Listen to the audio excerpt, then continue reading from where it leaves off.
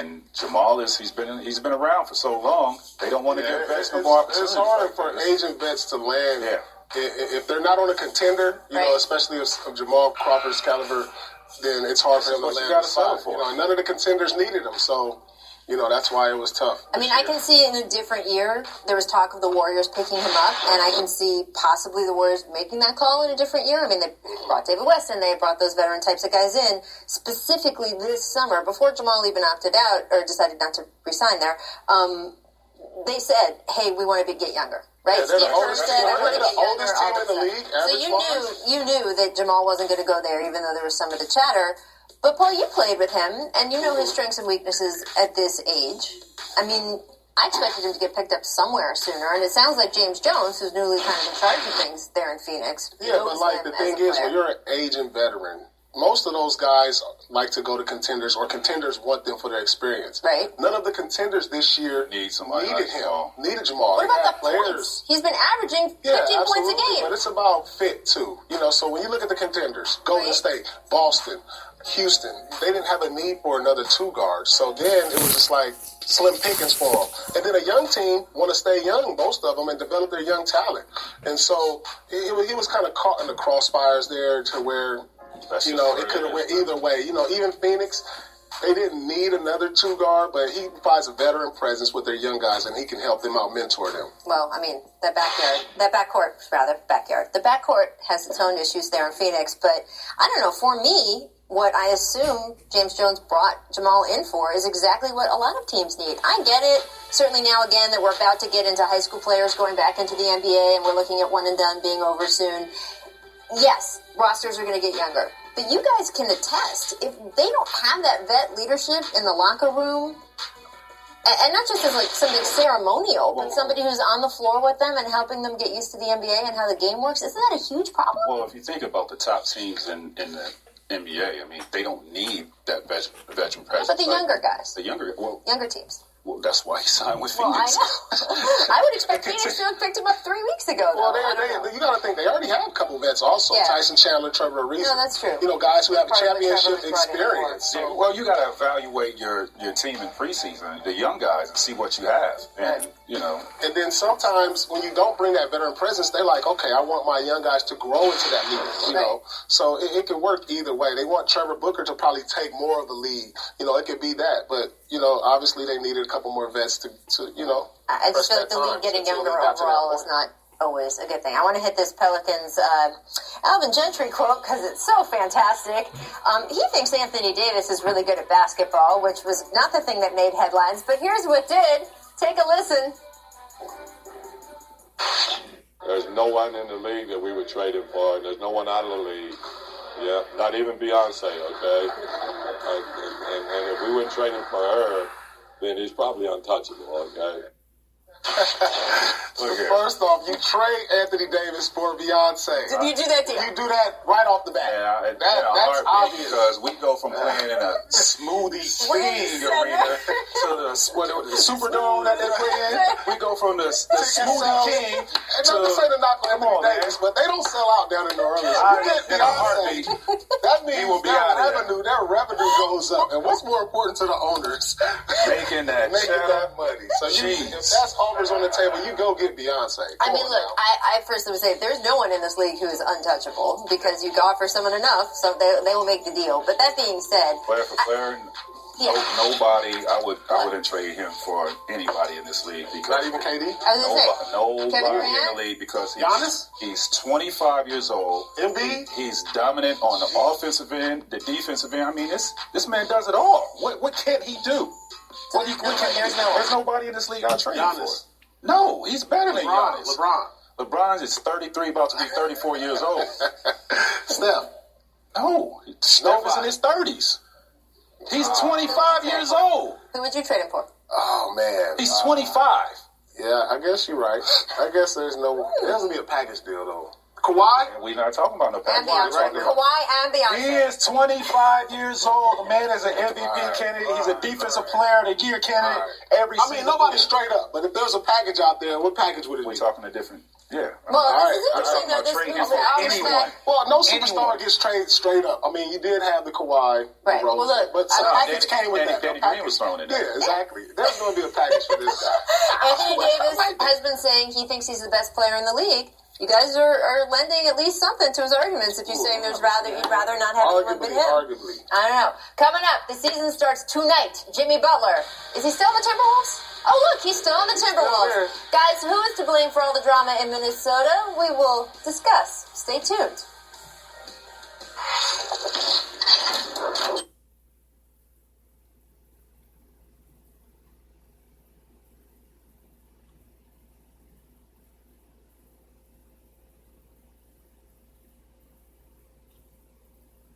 Coaches and front office, I heard that he took the third stringers and he beat the starters. Oh, Should people think because you are back in practice that this is fixed or it's on its way to being fixed? I think people think that. I would think that too. What do you think? It's not. Expect Jimmy to be in the lineup when you open the season. Again, that's fluid. Bubba, what's that mean? I mean, you said That's day to day. Welcome back to the Jump. It has, of course, been a wild offseason for the Timberwolves and Jimmy Butler. And as we ask our favorite recurring storyline within one of our favorite shows within the show, has Jimmy Butler been traded yet? No, he has not. And not only that, Coach Tibbs said Butler is expected to play and start in the season opener tomorrow versus the Spurs. Now, Paul, this is what Tibbs wanted the whole time. Tibbs has been listening to Jimmy say all summer he wants out, and he was like, no, we can make this work. Do you think they can make it work? It's possible. For the fact that he's even there and playing on opening night, it's possible. But things have to get off to a good start for them. They have to play well. They have to win some games because if things aren't going well at the beginning of the season, they get off to below 500 after the first 10 games, it can get ugly around there because it was all about them competing, probably him wanting more money. And if he sees they're not that good, then it can get ugly. It can be salvaged. Very toxic. I concur with him. These guys have to get off to a great start because if they don't, we are going to point back to all of this that's been going on since the summer. Jimmy Butler has to play well. If he wants to increase his value, he has to play well. Cat and Wiggins, all these guys got to put things aside. I mean, at the end of the day, it's been feud on other teams between players, and they go out and they play well.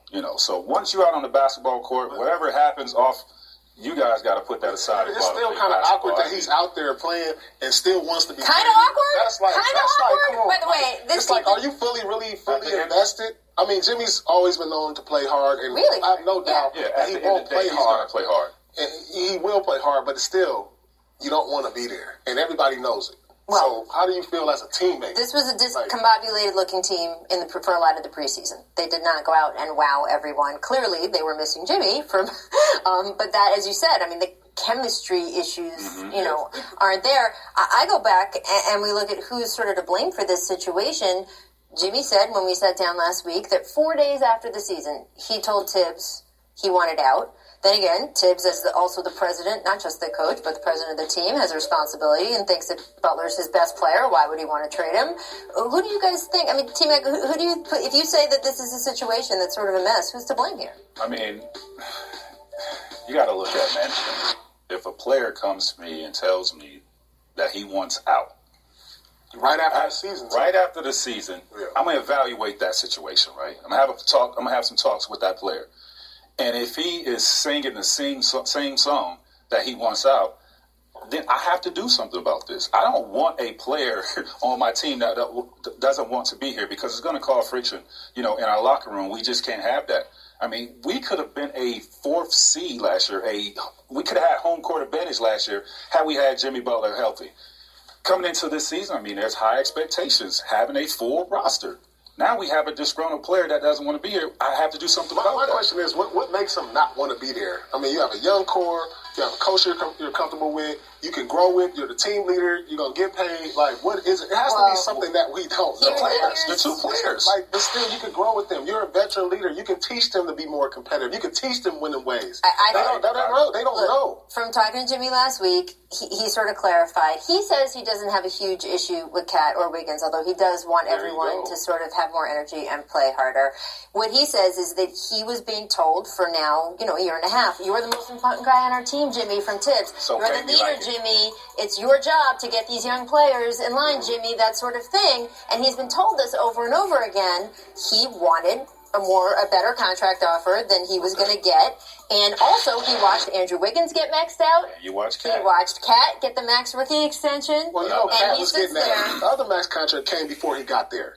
Well, he was traded though on draft night the previous. So he was the Wiggins deal was done summer. after Jimmy got there. Yeah, Same but summer. that was that summer. They had to do something with that. They didn't know Jimmy was coming at the time. They were already negotiating that. So you just said it. I mean, these two guys got the max contract, but I'm the most important player on this team. Well, they're strapped. Best They're players. strapped. I mean, Right. if you give him a max, then where do you go from there?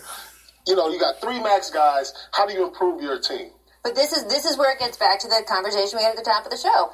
Legitimately, what was best for the Wolves franchise as a franchise was not to sort of gut the roster and make enough money available for Jimmy to get the restructured deal that he wanted.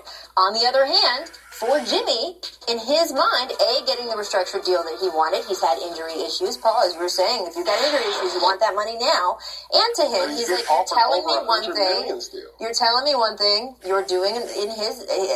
When he kept saying in that interview, I want people to be honest. He was like, you're telling me one thing and you're doing another over and over again. So like, let's just all lay our cards on the table. Welcome to the NBA. Really like. Welcome to the NBA. That is certainly true. Welcome to the NBA. We take a very small break, but after that, Joel Embiid sits down with us. It's opening night, people. We got Sixers Celtics tonight. Joel Embiid discussing his game in the offseason, his social media adventures, his relationship with Ben Simmons. We'll be right back. Joel Embiid told me he was shy. The every day out of car shopping. Come see our terrific selection and get our volume low price savings. You can shop and compare all the way. Steelers are on a bye. We want to see how they adjust to Le'Veon Bell coming back, maybe. And then the Bucs basically are 32nd right now in pass defense, but the Browns have been putting up points. So boom. What else do we have? What else? I got the Browns. I took care of them. We're good. Go. Today's opening tip: Jaylen Brown's dunk attempt gets blocked, but the ball still goes in. And T-Mac thought it's got to be the shoes, right, T-Mac? Bro, little bro rocking them T-Mac threes. Right? Blue and white. Inspiration came from 2004 All-Star game in Los Angeles. Dun, dun, dun, dun. So what do you think? Every game now he's got to wear. Yeah, we can switch up the colors. All right. Your signature shoes no one was wearing last night. Instantly, you're making fun of me. Welcome to the Jump. Indeed, I'm Rachel Nichols, alongside one of my favorites, our senior writer, Zach Lowe, and Tracy McGrady. Can you do the doubles? No? Yes? Ooh, that was the whitest fist bump ever that you and I just executed. No, you and me together. Okay, together, combined. Right. It was, combined. exactly. Okay, it was fair. it was not pretty. We need some help, clearly, on this show already. So Tracy's going to try to help us out. Coming up, Woj is going to stop by to give us the latest scoop on Jimmy Butler and the Timberwolves as they prepare for their first game tonight. But first, Carmelo Anthony is one of those players who everybody has an opinion on, right? Whether it's how things ended with the Knicks, how things went with the Thunder, how he left the Thunder, how he joined the Rockets, and of course, whether he's really going to be okay coming off the bench. So how about, I don't know, actually hearing from Melo? This is his first sit-down since joining Houston. Take a listen.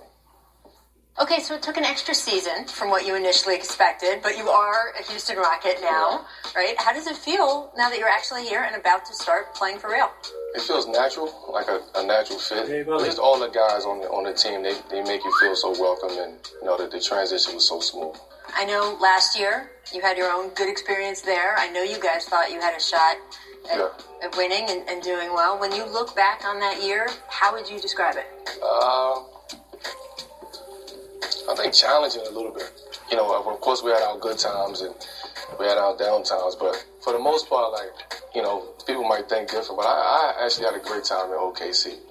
I think being so close with Russ and PG and then all the other guys on the team and the organization was very helpful in trying to make the transition smoothly. So tell me about that transition, though. How did things go down over the summer after the season? Did you come to them? Did they come to you? No, we exit meetings. We had a real conversation. I had a real conversation with Coach Donovan, and they told me they was looking in another direction. And I know how the game works. I saw through it, and it was very honest conversation that I've had with them. And it just didn't work out. I mean, in life, everything don't work out. So that's the way that I looked at it. I didn't leave with no bad blood. It's got to help when you land the next place, a place that you feel so comfortable. I loved, even in the trip down to the Bahamas you guys took before the season started.